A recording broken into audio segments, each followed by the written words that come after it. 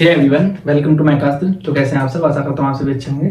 तो आज का हमारा टॉपिक है रेफ्रिजरेशन एंड एयर कंडीशनिंग, मतलब आरएसी सब्जेक्ट का वीसीआरएस, मतलब वेपर कंप्रेशन रेफ्रिजरेशन सिस्टम। तो सबसे पहले हम शुरुआत करते हैं इसके डायग्राम से। इसके 4 मेन कंपोनेंट होते हैं हमारा कंप्रेसर, कंडेंसर, उसके बाद थर्मोस्टेटिक एक्सपेंशन वाल्व, उसके बाद हमारा इवेपोरेटर। सबसे पहले हमारा वर्क करता है कंप्रेसर। कंप्रेसर हमारा एक वर्क कंज्यूमिंग डिवाइस है, तो इसको हम वर्क देते हैं। यहाँ पर एक मोटर लगा रहता है, तो वो क्या करता है, हमारा कंप्रेसर वर्क करता है। और जो हमारा रेफ्रिजरेंट होता है, जो हमारा वर्किंग फ्लूइड है यहाँ पर, उसको क्या करता है, उसका टेम्परेचर और प्रेशर दोनों इंक्रीज करके यहाँ से वो हमारा वेपर फॉर्म में निकलता है। जब हमारा वो वेपर फॉर्म में यहाँ से निकलेगा तो हमारा वो कहाँ जाएगा, कंडेंसर की ओर। ये एक और इम्पोर्टेंट चीज है इसमें, जो हमारी आपने देखा होगा डीजल साइकिल, ऑटो साइकिल हम जब थर्मोडायनेमिक्स में पढ़ते हैं तो हमारी क्या होती है, क्लॉकवाइज साइकिल। यहाँ पर ये एंटी क्लॉकवाइज साइकिल है, क्योंकि इसमें हमको वर्क कंज्यूमिंग डिवाइस है। हमारी रेफ्रिजरेटर जो होता है हमारा वर्क कंज्यूमिंग डिवाइस है, तो यहाँ पर हम साइन उल्टा यूज कर रहे हैं। तो ये डाउट नहीं रहना चाहिए आपको, क्योंकि कई बार क्या करते हैं, बहुत से मैंने देखा है कि डायग्राम बिल्कुल सही बनाया है और क्या करते हैं कि साइन ऐसा लगा देते हैं तो वो कट हो गया। ऐसा नहीं करना है आपको, साइन का ध्यान रखना है और एक एक साइन का आपको मीनिंग बताना चाहिए कि साइन किस लिए यूज किया है यहाँ पे। तो जब हम कंप्रेसर यूज करते हैं तो हमारा जो वर्किंग फ्लूइड होता है उसका टेम्परेचर और प्रेशर इंक्रीज हो जाता है, दोनों एक लेवल तक, तो वो हमारा वेपर फॉर्म में निकलता है यहाँ से। तो हमारा कंडेंसर का क्या वर्क है, यहाँ पर कंडेंसर क्या करेगा, उसकी हीट को रिलीज कर देगा। उसकी हीट को रिलीज करेगा तो वो क्या होगा, वो लिक्विड में कन्वर्ट हो जाएगा। उसका टेम्परेचर और प्रेशर दोनों मेंटेन होकर एक लेवल पर जाकर वो लिक्विड फॉर्म में यहाँ से इसके बाद निकलेगा। जैसे कि आप देख सकते हैं, जब आपका लिक्विड फॉर्म में निकला यहाँ से तो फिर आपकी आती है एक्सपेंशन वाल्व। और एक्सपेंशन वाल्व हम यहाँ पे वीसीआरएस में स्पेशली यूज करते हैं, thermostatic expansion valve. Thermostatic expansion valve का क्या कार्य है, यहाँ पर प्रेशर और टेम्परेचर को तो रिड्यूस करता है और यहाँ पर आइसेंथैल्पिक प्रोसेस इसमें होता है, इसलिए हम इसको थर्मोस्टेटिक वाल्व को यूज करते हैं। जब हमारा आइसेंथैल्पिक प्रोसेस होगा तो हमारा यहाँ पर देखिए, इस डायग्राम में देखिए, इस डायग्राम में यहाँ पर 3 पॉइंट है, ये 4 है, तो यहाँ पर ये H3 बराबर H4 के होगा। पर हमने तो ये पढ़ा है कि हमारा जब H तो फंक्शन होता है T का, तो ये वैलिड यहाँ नहीं होगा, क्योंकि ये वैलिड होता है ओनली जब हम गैसेस की बात करते हैं। यहाँ पर हम गैसेस की बात नहीं कर रहे हैं, यहाँ पर तो गैस फॉर्म में निकला हुआ वेपर फॉर्म, मैंने बताया आपको। पर यहाँ पर जब मैंने इसका साइन लगाया, जब कंडेंसर से निकला तो यहाँ पर लिक्विड फॉर्म लिखा है मैंने, तो ये लिक्विड फॉर्म में यहाँ से निकलता है। तो लिक्विड के लिए हमारा ये वाली चीज सही नहीं है, ये ओनली फॉर गैस, ये सिर्फ गैस के लिए वैलिड है। तो हमारा एच जो एंथैल्पी वो फंक्शन होगा टेम्परेचर का तभी जब हमारी गैस की बात होगी।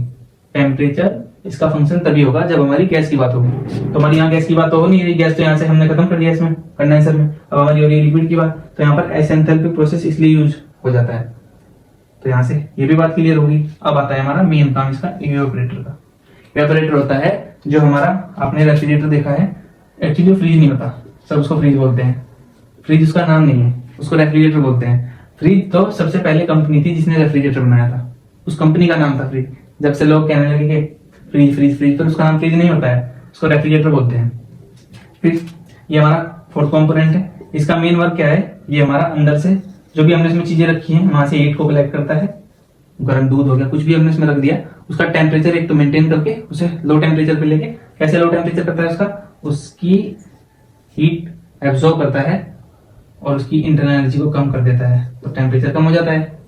और जब वो टेम्परेचर मेंटेन हो जाता है, जैसे कि हमने उसकी रीडिंग मशीन जैसे भी हमने यहाँ पे सेट किया, तो इतना टेम्परेचर उठाएगा, इतना टेम्परेचर उठाएगा, तो टेम्परेचर उठा के ये सराउंडिंग में भेज देता है, सराउंडिंग में ट्रांसफर कर देता है। तो जो हमारे यहाँ पे सामान रखे हैं, आलू, जो भी चीज रखी हो, अपने आलू तो नहीं रखते, दूध दही जो भी रखी है, तो उसका टेम्परेचर मेंटेन रहता है, जिससे वो हमारी खराब होने से बचती है।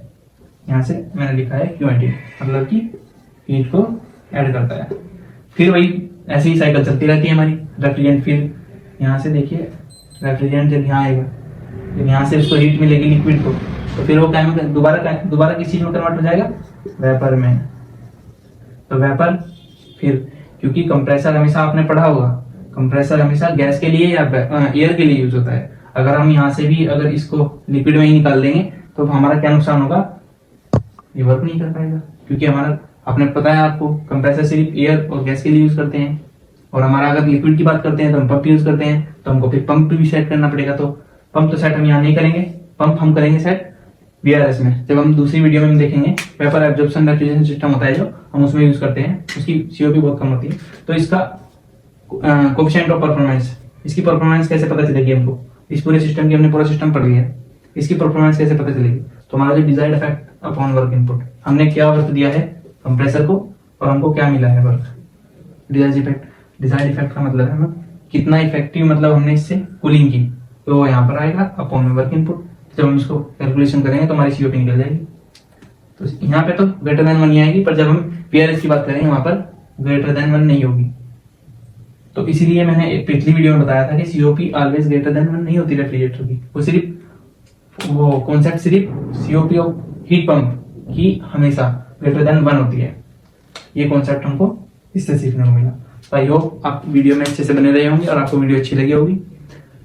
तो आप ऐसी वीडियो देख सकते हैं मेरे चैनल पर, ऐसे मैकेनिकल इंजीनियरिंग से रिलेटेड कॉन्सेप्ट की वीडियो आती रहेंगी। और मैं ज़्यादा लॉन्ग वीडियो नहीं रख रहा हूँ अभी, क्योंकि कॉन्सेप्ट हमारा एक वीडियो में एक क्लियर होगा, पर अच्छे से होगा, क्योंकि मैं पूरा रिसर्च के बाद में ही एक वीडियो बनाता हूँ।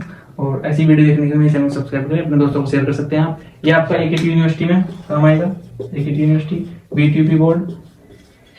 BTUP बोर्ड में मैकेनिकल इंजीनियरिंग से आप डिप्लोमा कर रहे हैं, तो आपका रेफ्रिजरेशन REC नाम से एक सब्जेक्ट होगा।